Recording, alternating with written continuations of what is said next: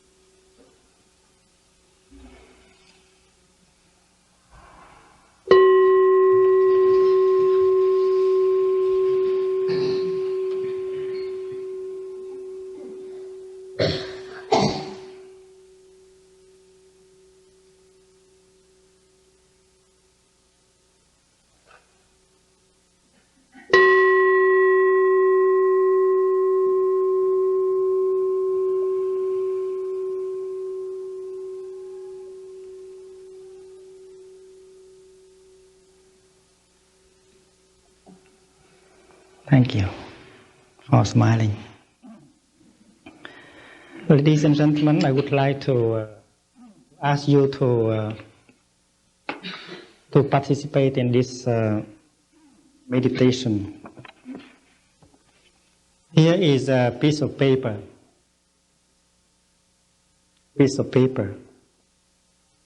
Usually we don't pay very much attention to this piece of paper, because when we take out one piece of paper, we think of other things than the piece of paper itself.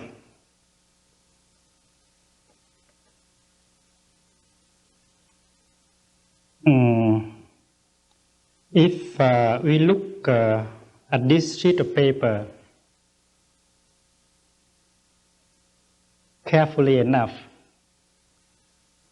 we can see that there is a cloud floating in it, even if you are not a poet. And this is very real, because if the cloud is not there, the paper is not there. If there is no cloud, there is no rain, and the forest cannot grow. And there is no paper, because we need the trees in order to make paper. And every time you pick up the New York Times or the San Francisco Chronicle, you have to see the cloud in the newspaper. You have to see the forest. In order to print a Sunday edition of the New York Times, we need something like a forest, because the New York Times is very heavy. 2 kilograms, I think, the Sunday edition. And we don't look at the newspaper in that way. So we should learn to look at the newspaper like that.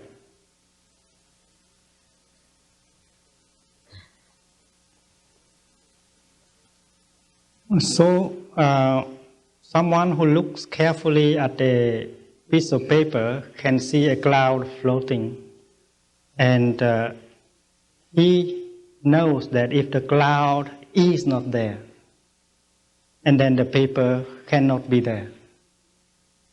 And this is what is called interbeing in Buddhism. Interbeing is not a word in the dictionary yet, but I hope that sometime later we shall include that word into our dictionary. To be means to interbe, because nothing can be by itself. Everything has to interbe with other things. Therefore, the cloud and the paper inter-are.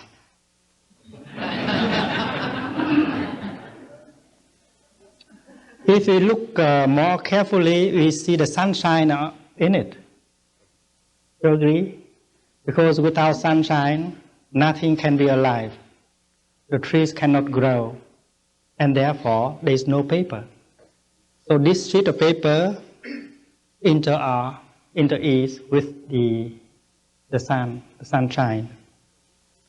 And if we look a little bit longer, we see the earth. Without the earth, a tree cannot grow. And we know that in the earth, in the soil, there are many things. Not only water, but minerals and so on. And we see a logger in here, because without a logger, we cannot have a paper, a sheet of paper. Therefore, a logger and the paper inter-are also. And if you continue to meditate, to look, we see that everything is in here, like the wheat that is needed to make the bread for the logger to eat. Without the wheat, the logger cannot be. And then also the grandfather of Mr. Logger, he must be here. Without him, we have no logger. And therefore, looking deeply at a sheet of paper, you see that everything is there. The sheet of paper is full of everything. In our daily life, we used to distinguish between paper and non-paper. For instance, you would call me a non-paper element, the bell a non-paper element. This is a non-paper element. But there is one thing I would like to remind you, is that a sheet of paper is made of only by non-paper elements. Sunshine, the cloud, the forest, the logger, all are non-paper elements. Without non-paper elements, a sheet of paper cannot be. Suppose I send back these non-paper elements to their source. The rain to the cloud, back to the cloud. The sunshine, back to the sun. The logger, back to his grandpa.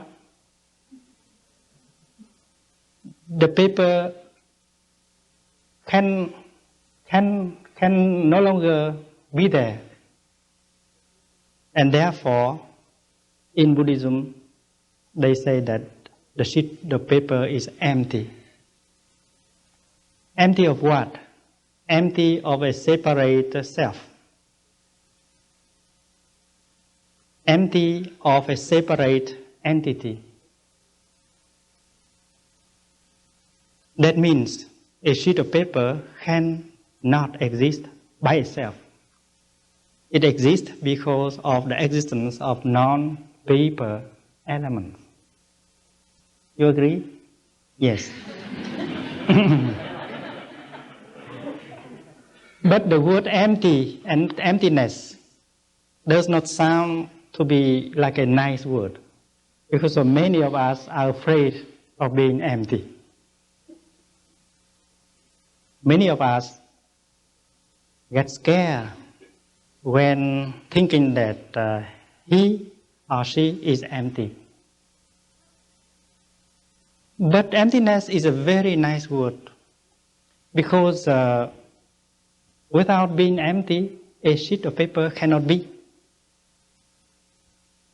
If a sheet of paper is not empty, and then the sunshine cannot come in, the cloud cannot come in, and therefore there is no paper. That is why, thanks to emptiness, everything is there. thanks to emptiness, everything is possible.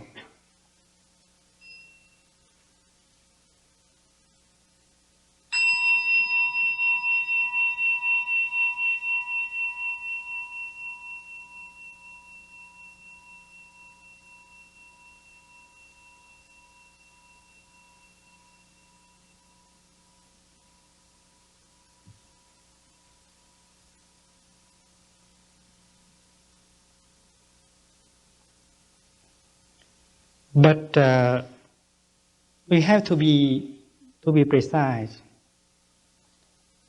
To be empty always means to be empty of something.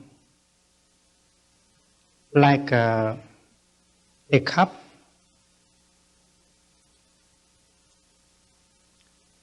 This cup, how do you call this? This bowl. This bowl is empty or not? Empty. Empty of what? Empty means empty of what? Do you think it is empty of air? Oh, therefore it is not empty of air. Empty means empty of something. Can you say again? It's empty of what? Of rice? Soup. Soup, yes. Wonderful. Or alphabet soup.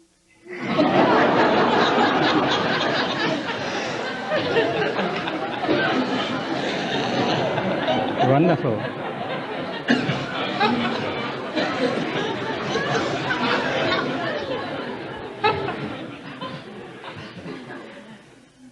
Ladies and gentlemen, you will see that the children can understand the Heart Sutra.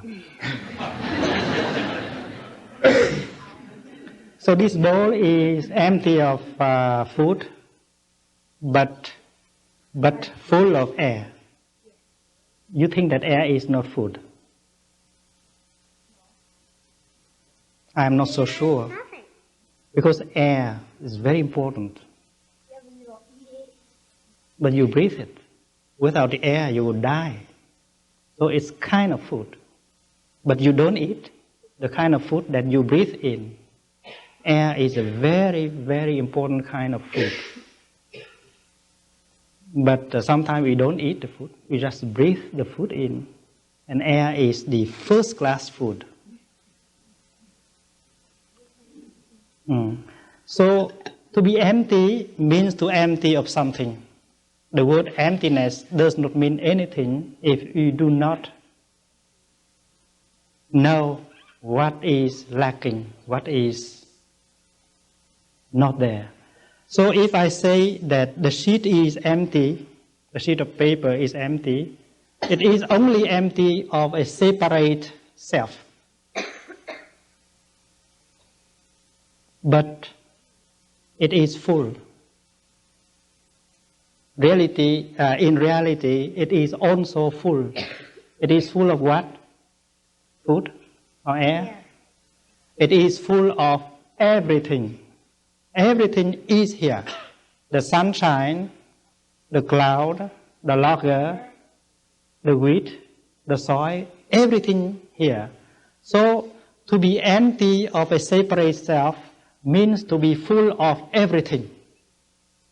So if you want to be optimistic, you can be optimistic. If you want to be pessimistic, you can be also. So the word empty and full means the same thing. I know a Buddhist in Great Britain. He had been a Buddhist for 5 years. And he always talked about emptiness, impermanence. And he complained that life is empty and life is impermanent. And one day his daughter, about 14-year-old, she said, "Why do you complain about impermanence?" Because if things are not impermanent, how can I grow up? I think she's right. If things are not impermanent, how could she grow up? to be a lovely lady. Therefore, impermanence is very much needed. If you put a grain of corn in the soil, and if the grain of corn is not impermanent, how can it grow into a plant of corn? And how can we have cornflakes to eat in the morning? Therefore, impermanence is very important. And therefore, instead of complaining about impermanence, we should say something like long life impermanence. Okay? Thanks to impermanence, everything is possible. That is a very optimistic note. And when you hear about the teaching of impermanence, you should look like that. And emptiness is the same. Emptiness is to be empty of a separate self, but also it means that it is full of everything else. And the sentence that I just made, thanks to emptiness, everything is possible, is not made up by me. It is a statement made by Nagarjuna of the 2nd century. And he wrote that in his very famous treatise on Buddhism. That book is the Prajna Paramita, Mahaprajna Paramita Sastra. Thanks to emptiness, everything is possible. So I welcome emptiness in me because of emptiness, of being empty, I can be alive.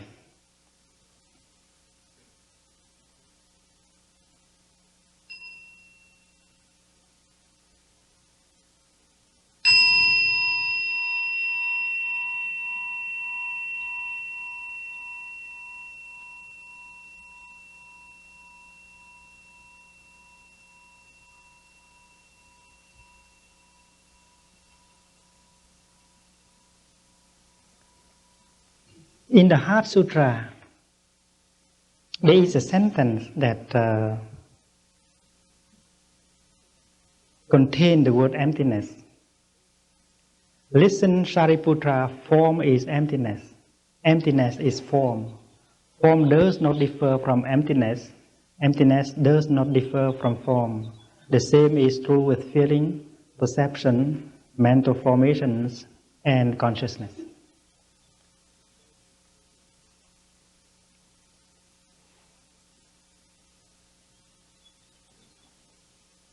There are 5 elements that we can find in our person. These 5 elements flow like a river in every one of us. In fact, there are 5 rivers flowing together in us. The river of form, that means our body. The river of feelings. The river of perceptions. The river of mental formations, and the river of consciousness. It's always flowing in us. And Avalokitesvara, the name of a person who practices meditation, when he looked deeply into the streams of form, feelings, perception, mental formations, and consciousness, he suddenly saw something very important. He saw that all these rivers are empty. Empty of what? Empty of a separate self. That means the 5 things: form, feelings, perceptions, mental formations, and consciousness. These 5, each of these 5 have to be made by the other 4. It cannot be by itself. That is why one of the 5 elements has to be made by the all other 4. By itself, it cannot be. Therefore, it has to interbe with the 5 others. I would like to bring you an example like a dice, that kind of thing that have 6 dice. Dice, yes. You have 1 dot, 2 dot, 3 dot, 4, 5, 6, you see. 5 and yet 1. If we lack 1, it cannot be a dice. So the 6 inter-are. We cannot take 1 away and we still have a dice. Another example, in ourselves we have lungs, heart, kidneys, stomach, blood. And you know that these 5 or 6 things, they cannot exist by themselves. They have to coexist. Like your lungs and the blood. These 2 things cannot exist separately. The blood without the lungs cannot continue to be, because the lungs take the air in and enrich the blood, and the blood nourish the lungs. Without the blood, the lungs cannot be alive, and therefore lungs and blood, they can only inter-are.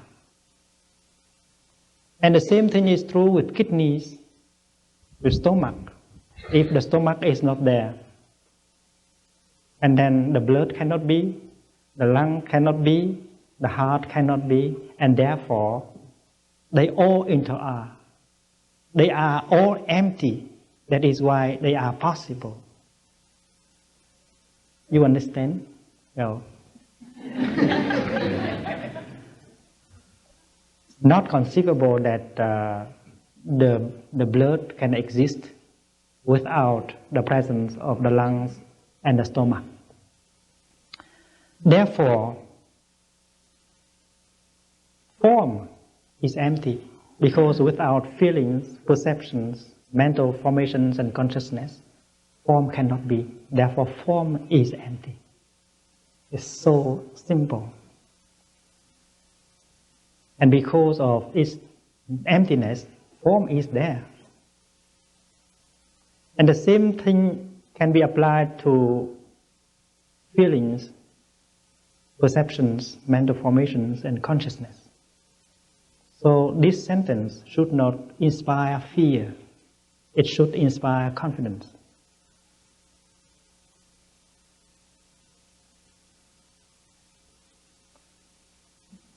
If we practice looking at ourselves, at our body, at our feelings, at our mental formations, and look deeply and deeply, someday we will discover the truth about emptiness, which is the truth of interbeing, the truth of impermanence.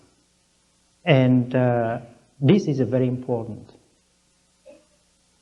The Heart Sutra is a text dealing with fear.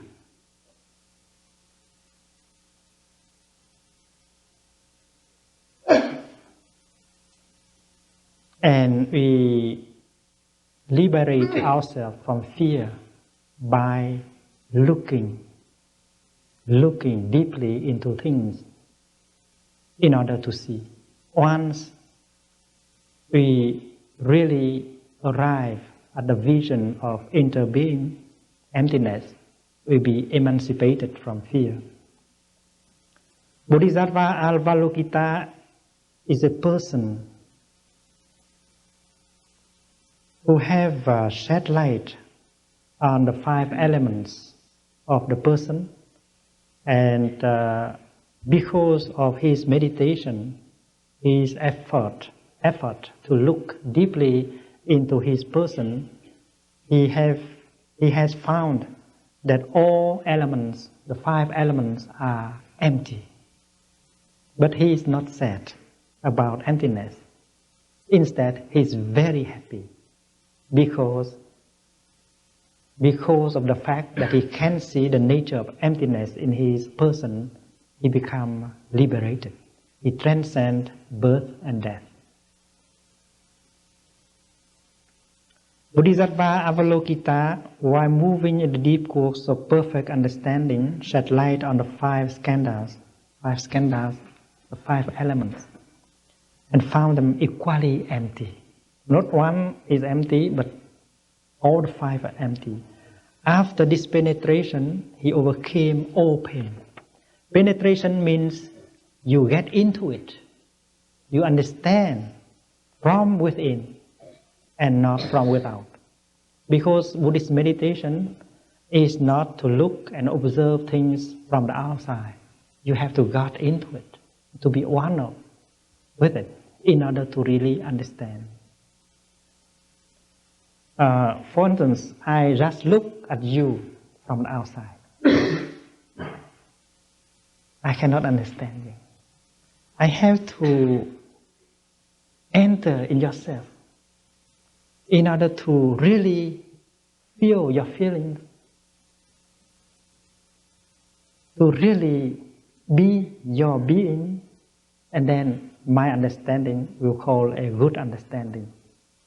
Therefore, penetrating and being one with it, you can understand. In the French language, there is the word comprendre. It means comprehend, understand. Com means to be one with it, and prendre means to take it, to pick it up. To understand something is to pick it up and to be one with it.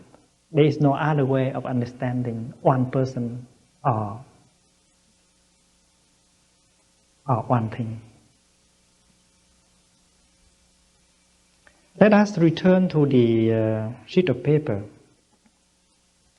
If we only observe the paper as an observer, we cannot understand it completely. We have to get into it. We have to be a cloud. We have to be a sunshine. We have to be a logger.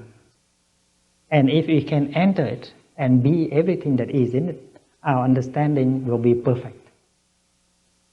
In India, they talk about a grain of salt. A grain of salt that like very much to know how salty is the water in the ocean. A grain of salt that would like very much to know how salty is the water of the ocean. How? And finally, the grain of salt decided to jump into the ocean and to be one with the water of the ocean. And the understanding is perfect. Therefore, you cannot understand something or someone without becoming that someone or something. Like if you are concerned with peace, and if you want to understand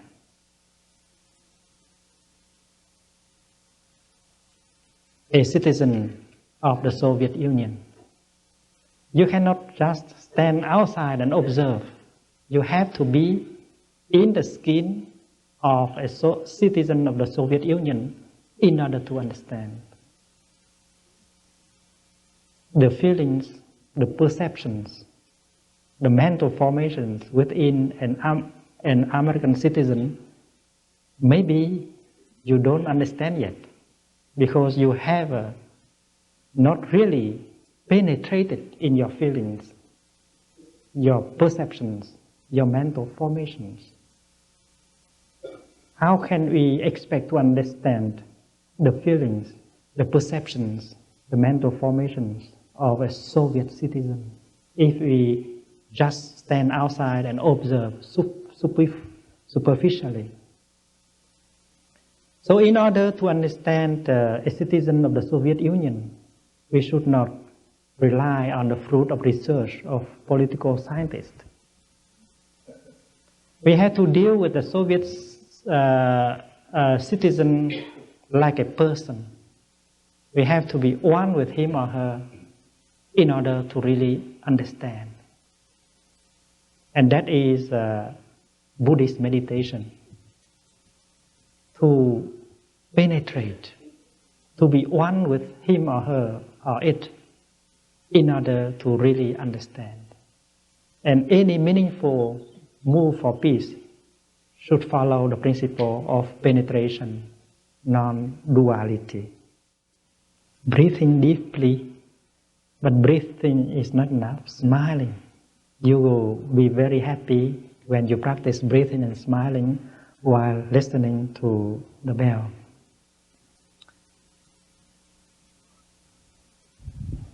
So the word penetration is a very good word.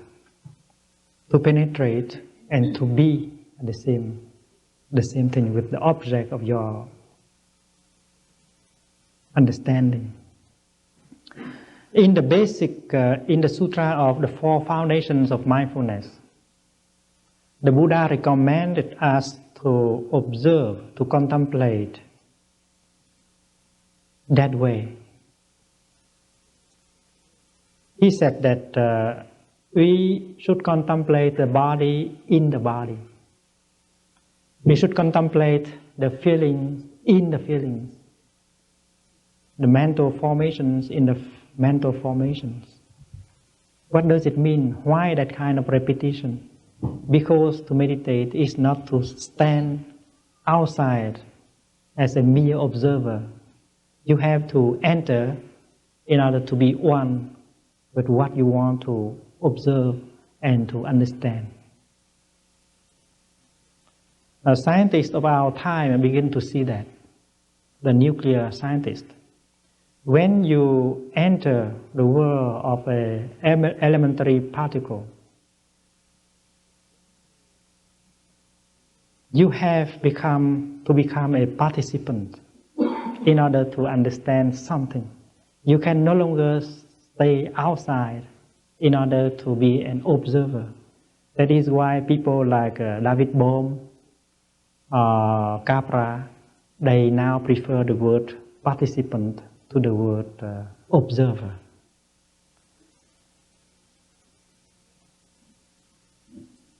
In our effort to understand each other, we should do the same. We should not only be observer, we should also be participant. Wife and husband, in order to understand each other, has to be in the skin of each other, to feel. Otherwise, you cannot really understand. And in the light of Buddhist meditation, love is impossible without understanding. You cannot love someone if you don't understand him or her. That's very simple, very clear in Buddhist meditation. If you don't understand and you love, that is not love. That's something else. And understanding brings about love.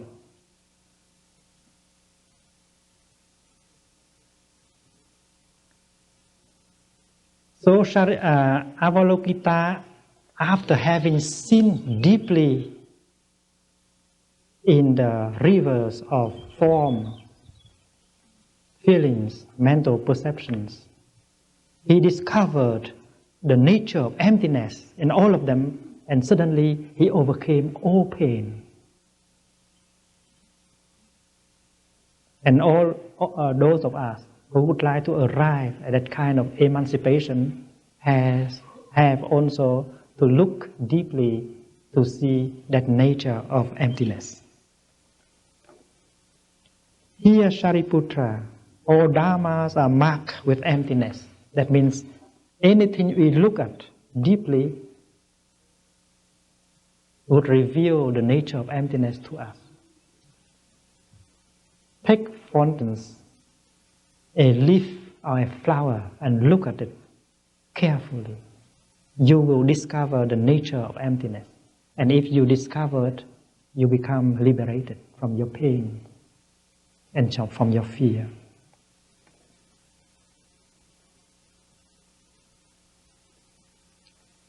Here, Shariputra, all dharmas are marked with emptiness. They are neither produced nor destroyed. That means the concept of birth and death cannot get along with emptiness. In the light of emptiness, nothing is born, nothing can die. That seems to be the opposite of what we are thinking and seeing. But if we observe, if we penetrate profoundly into the nature of things, we will see differently. Like the scientists, now they look at the elementary particle of matter, they see that it is empty. They say that one elementary particle is made of all other elementary particles. There is no real essence in matter, exactly like in the Heart Sutra. And because of the fact that a neutral electron is empty, it is possible.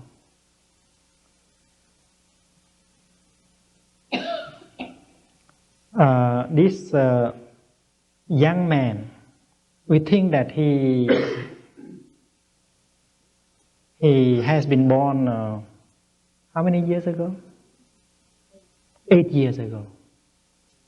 Now let us penetrate him. Could you help me? Could you help us? Could you tell us when, on what date were you born? November 15th, 1978. Very good. And there is a birth certificate in which these things are mentioned? I think so. Otherwise, we cannot go to school without a birth certificate.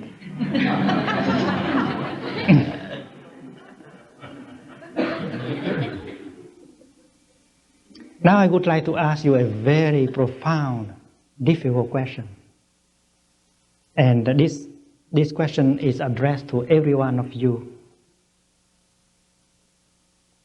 Whether you are born in the same year or before.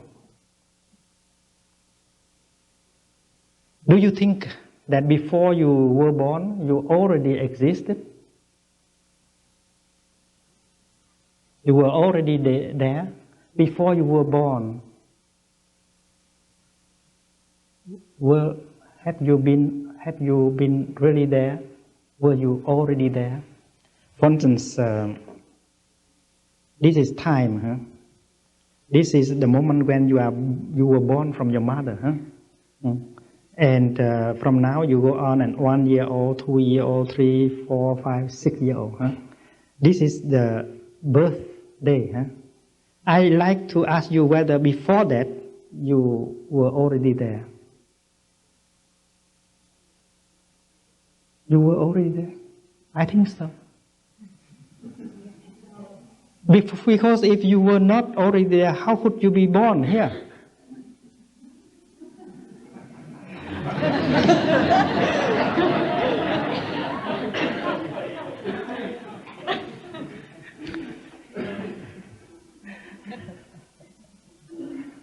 To be born, you have to be there in order to be born.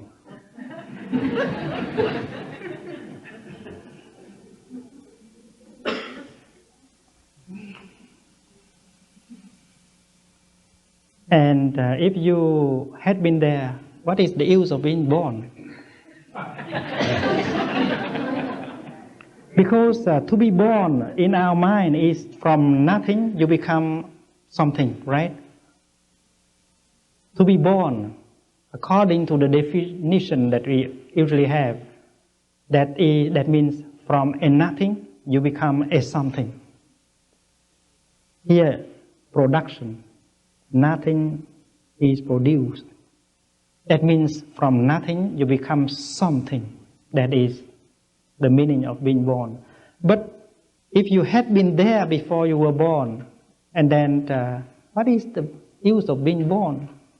Therefore, I think you have to re-examine and to tell me the more exact date of your birth. I think before you were born from your mother, you already existed in her. So can you go back and try to tell me what is a better date for your birth? Maybe our friends here can help. The rest can help. How many days backward? Many, but that mother and father, and your mother and father, and your mother and father, and so on. What is it?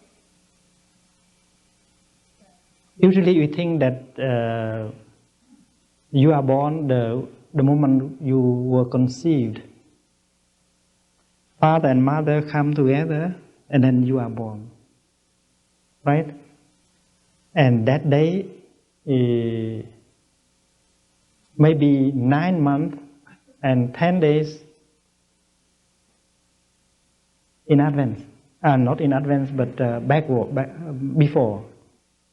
So, if you want a better date of birth date, you add, you subtract. Yeah. And then can you give an approximate date for his birth? February 5th. So we have to take care of that. We have to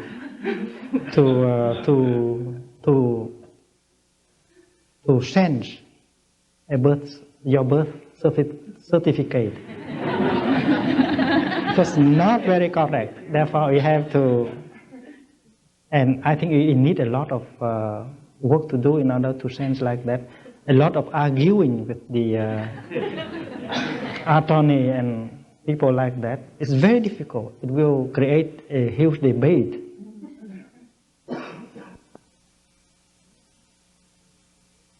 A better date is the date when father and mother come together and you are conceived.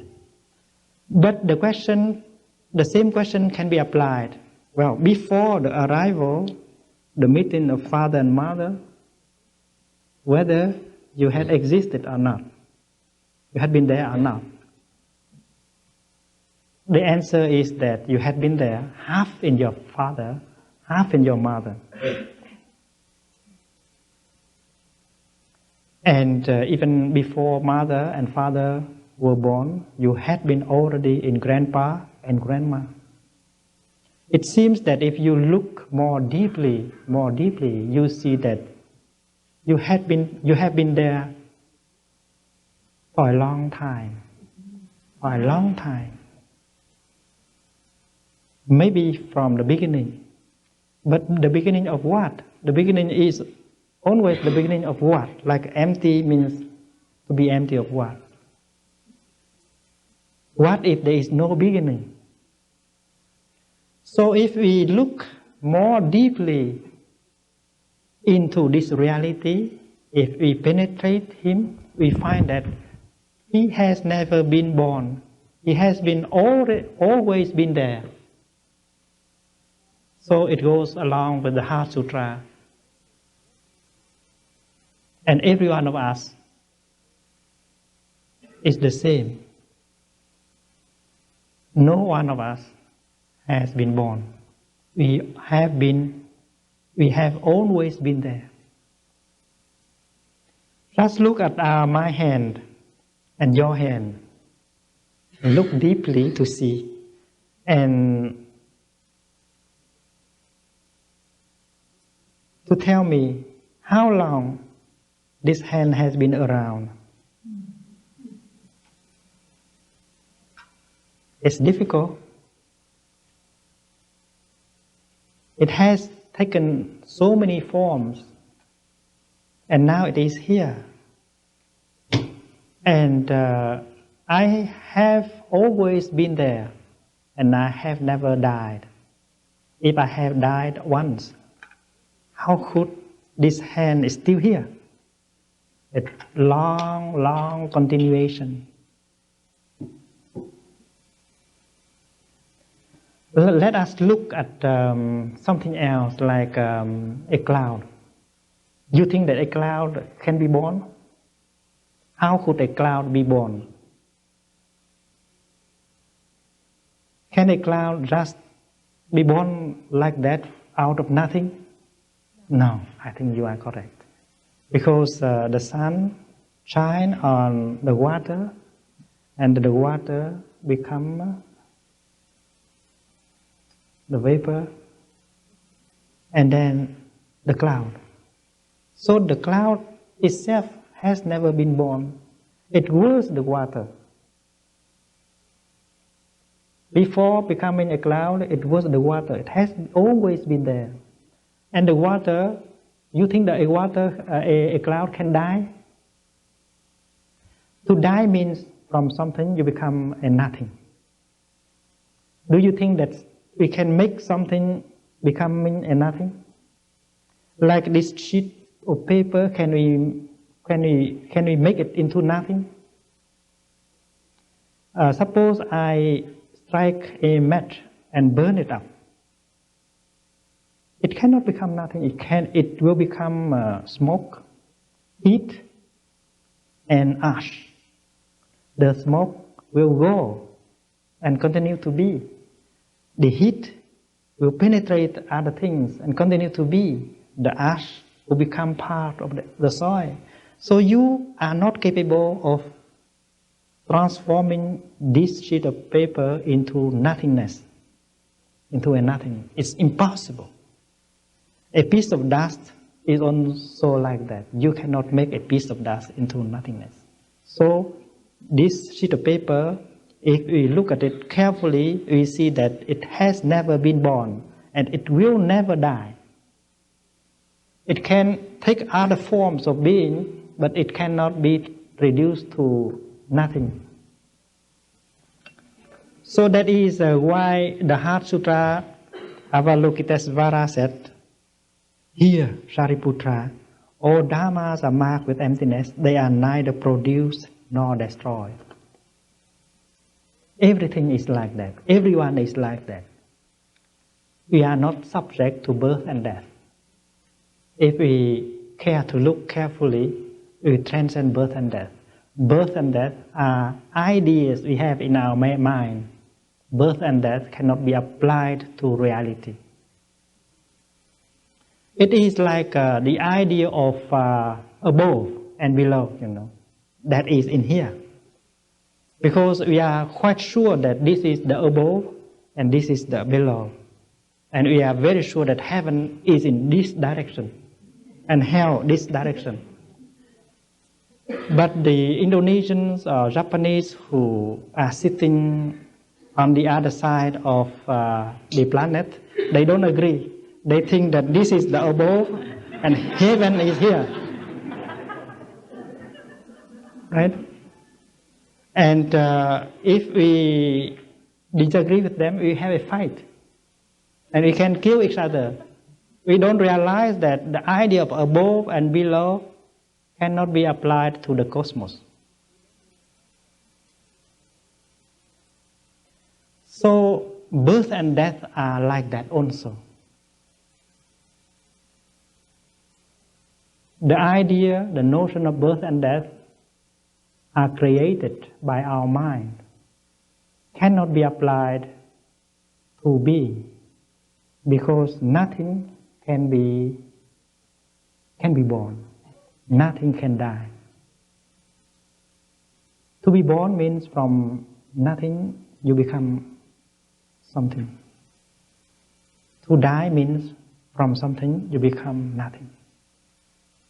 And if we have never been born, if we have never died in the past, why are we going to die in 20 or 30 or 50 years?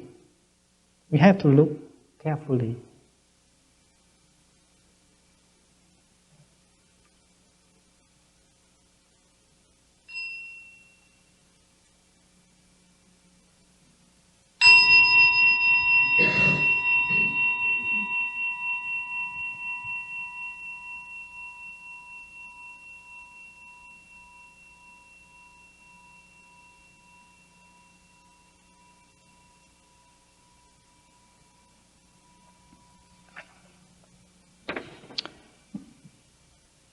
They are neither produced nor destroyed.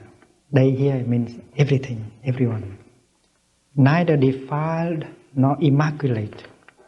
It means neither clean nor dirty. Because the idea of immaculation and defilement are also created by our mind.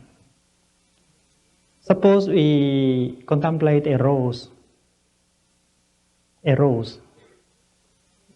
freshly cut from the garden. We put it on a flower pot and look at it. It's so immaculate, so fresh, so beautiful. And then we look at the garbage trash can. We see that the things are there are not as immaculate, as clean, as fragrant. But if we look more deeply at the rose, we see that the rose and the garbage can, the garbage, they interact. Without the garbage, it cannot be a rose. Without a rose, it cannot be a garbage. Looking at the rose deeply, you see that it is garbage. In a week, the rose will become part of the garbage, and in a few months, if you know how to garden organically, and then the garbage will become a chrysanthemum or a rose. Therefore, while you are looking at a rose, look deeply to see also the garbage in the rose.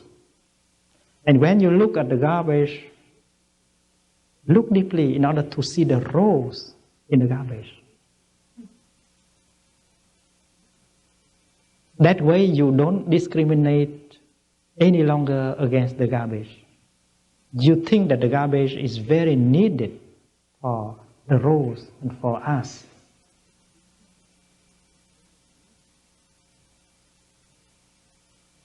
And the rose and the garbage are completely on equal footing. And the garbage is as precious as the rose. And rose and garbage, they interact and they need each other very much.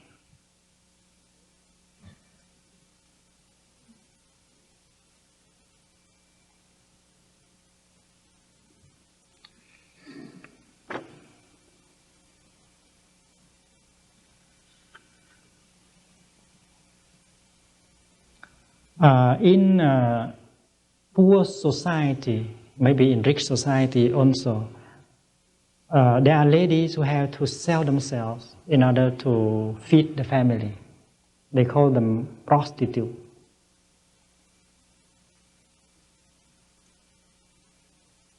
In communist countries also there are prostitutes. In anti-communist countries there are also prostitutes. Manila, Ho Chi Minh City, these two cities have prostitutes.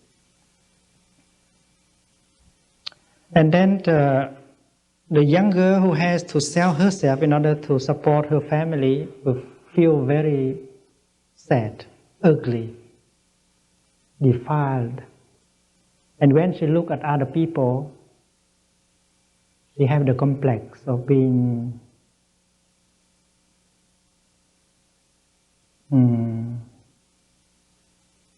impure.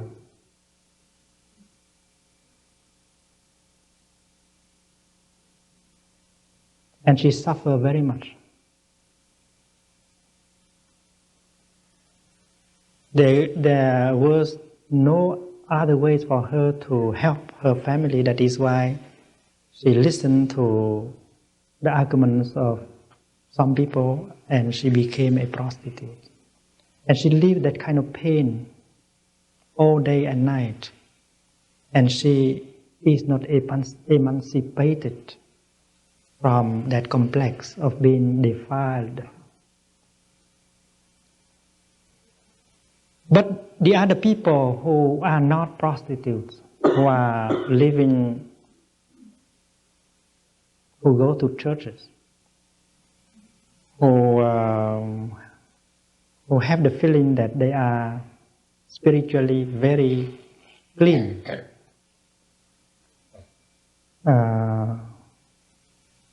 they should look at themselves and see the nature of interbeing between them and the prostitute.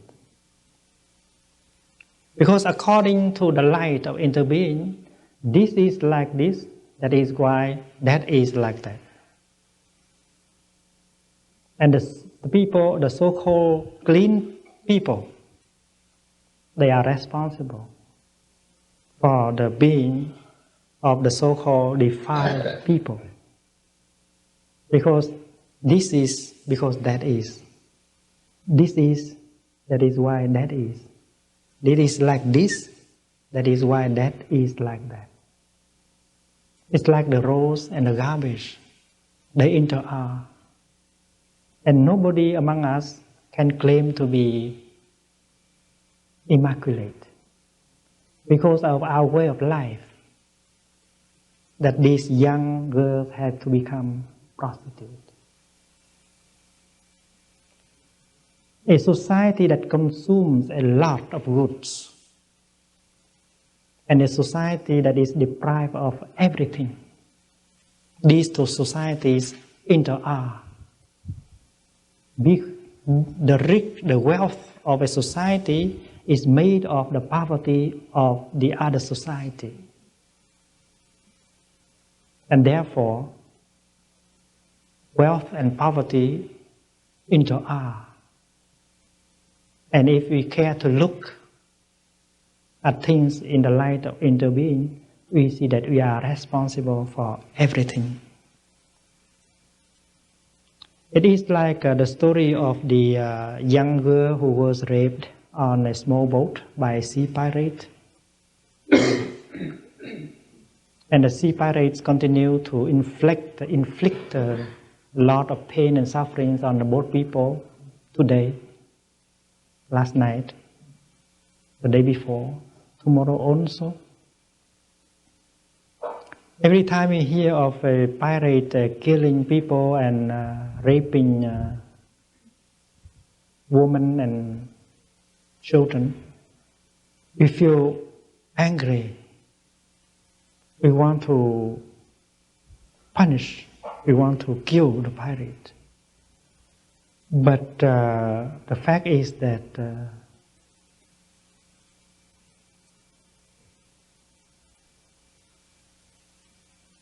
the coming into existence of these pirates, we are responsible. Last night, for instance, on the Gulf of Siam, many hundred babies were born.